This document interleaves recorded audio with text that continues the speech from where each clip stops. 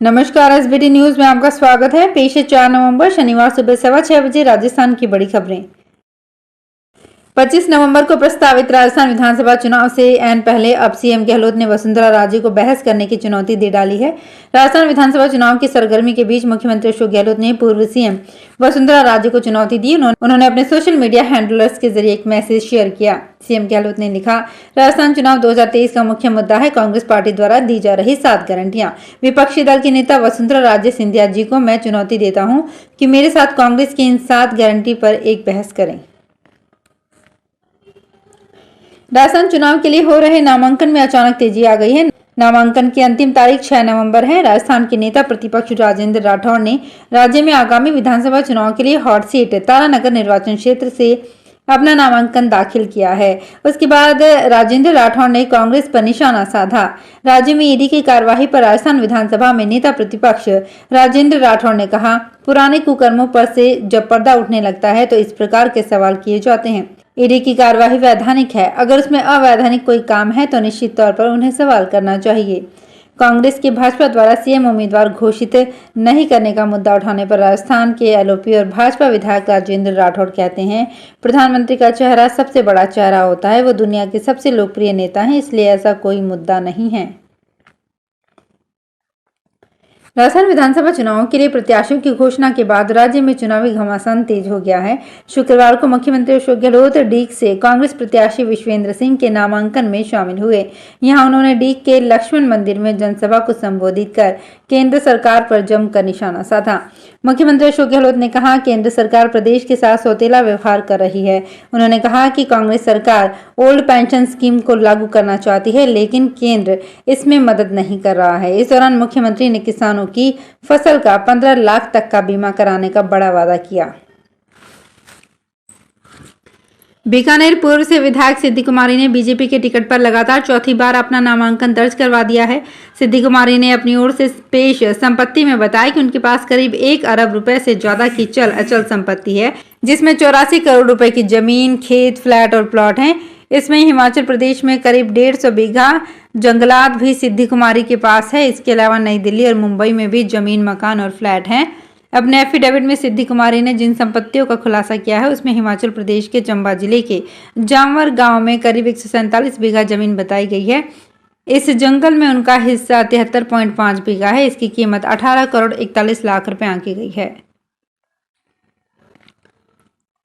FST और police team ने नाकाबंदी के दौरान नेशनल हाईवे 27 पर बैंक की कैश कैरिंग वैन से 73 लाख रुपए जब्त किए हैं। वैन में मौजूद कर्मचारी इस राशि का हिसाब नहीं बता पाए।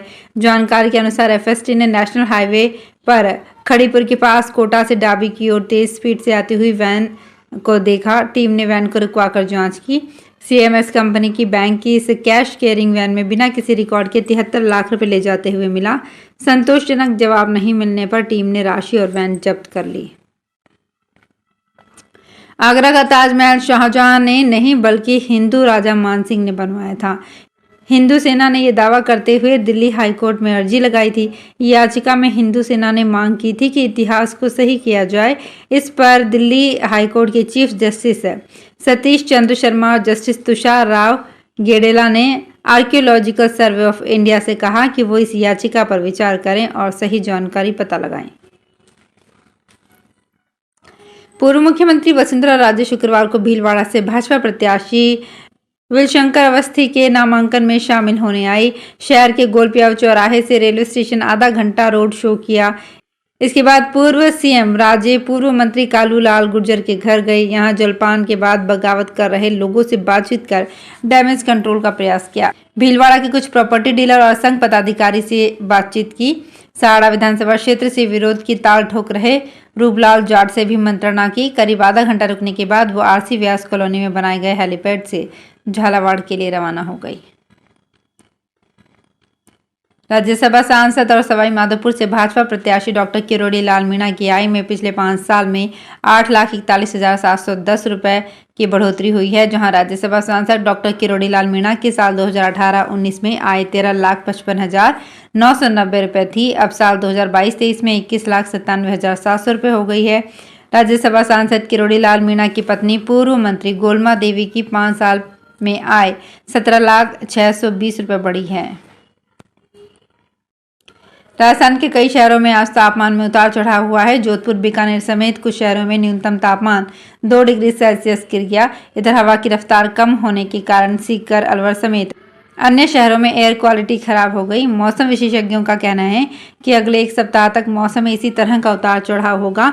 दीपावली के बाद ही उत्तर भारत से कोई वेस्टर्न डिस्टर्बेंस आएगा। इससे पहाड़ों पर बारिश, बर्फबारी होगी, तापमान भी गिरेगा।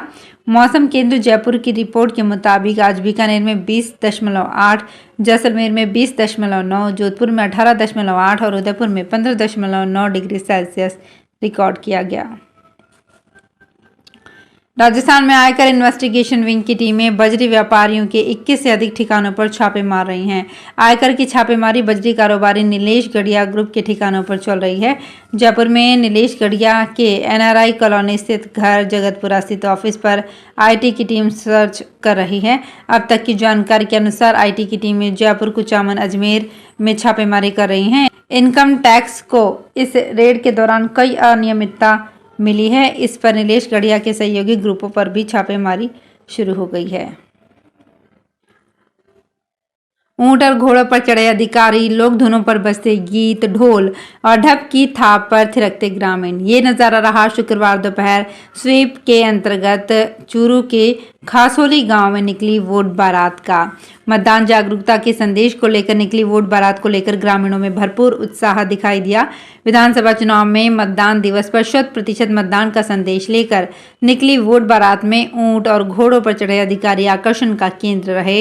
इस दौरान चूरू विकास अधिकारी शर्मिला छल्लानी ने ग्राम पंचायत भवन से ढप और ढोल वादकों के साथ वोट बारात को रवाना किया। जयपुर की पृथ्वीराज नगर योजना में बसे हजारों परिवारों को हाई कोर्ट से झटका लगा है। हाई कोर्ट ने सोसाइटी पट्टों पर बिजली कनेक्शन जारी करने पर लगी रोक को हटाने से इनकार कर दिया है। जस्टिस समीर जैन की अदालत ने मामले में फैसला सुनाते हुए रोक हटाने से जुड़ी सभी याचिकाओं और प्रार्थना पत्र को खारिज कर दिया है। अदालत ने 24 मई को मामले में सुनवाई पूरी करके फैसला सुरक्षित रख लिया था। पृथ्वीराज नगर योजना में पिछले 10 सालों से सोसाइटी पट्टों पर बिजली कनेक्शन जारी करने पर रोक लगी हुई है। इस बार क्षेत्रवासियों को उम्मीद थी कि हाईकोर्ट इस रोक को हटा लेगा, लेकिन आज का फैसला उनके खिलाफ आया। जैसलमेर में राजस्थान विधानसभा चुनाव 2023 की नामांकन प्रक्रिया के तहत शुक्रवार को एक नामांकन दाखिल हुआ। अब तक कुल 34 आवेदन फॉर्म लेकर गए हैं, जिनमें से केवल एक नामांकन भीम ट्राइबल कांग्रेस के बिंजाराम ने दाखिल किया है।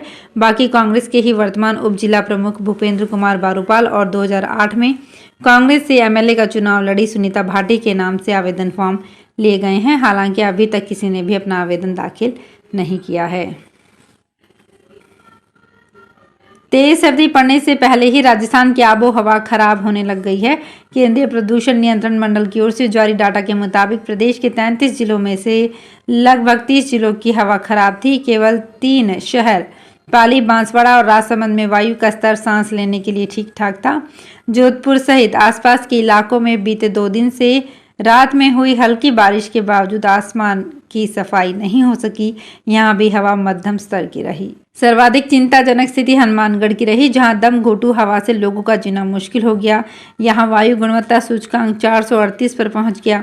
संभवतः आसपास के हिस्सों में पराली जलाने से हवा प्रदूषित हो गई। श्रीगंगानगर में AQI 359 रहा, जो प्रदेश का दूसरा सबसे प्रदूषित शहर रहा। भिवाड़ी 308 और बीकानेर में 305 के साथ हवा की स्थिति खराब रही। शुद्ध के लिए युद्ध अभियान के तहत अजमेर चिकित्सा एवं स्वास्थ्य विभाग की टीम ने शुक्रवार को नागफनी क्षेत्र में दबिश देकर एक फैक्ट्री से 250 किलो दूषित सोन हलवे को नष्ट करवाया। फैक्ट्री मैनेजर को नोटिस देकर पाबंद किया गया है। टीम ने एक अन्य फैक्ट्री से भी सैंपल लिए हैं। खाद्य सुरक्षा अधिकारी सुशील चोटवानी ने बताया कि चिकित्सा एवं स्वास्थ्य विभाग की टीम की ओर से दीपावली के त्यौहार को देखते हुए शुद्ध के लिए युद्ध अभियान चलाया गया है। इसे लेकर अलग अलग टीमें बनाई गई हैं। टीम ने मिठाई व्यापारियों को अच्छी क्वालिटी की सामग्री उपयोग में लेने के लिए पाबंद किया है। तो फिलहाल इस बुलेटिन में इतना ही। फिर हाजिर होंगे कुछ और बड़ी खबरों के साथ।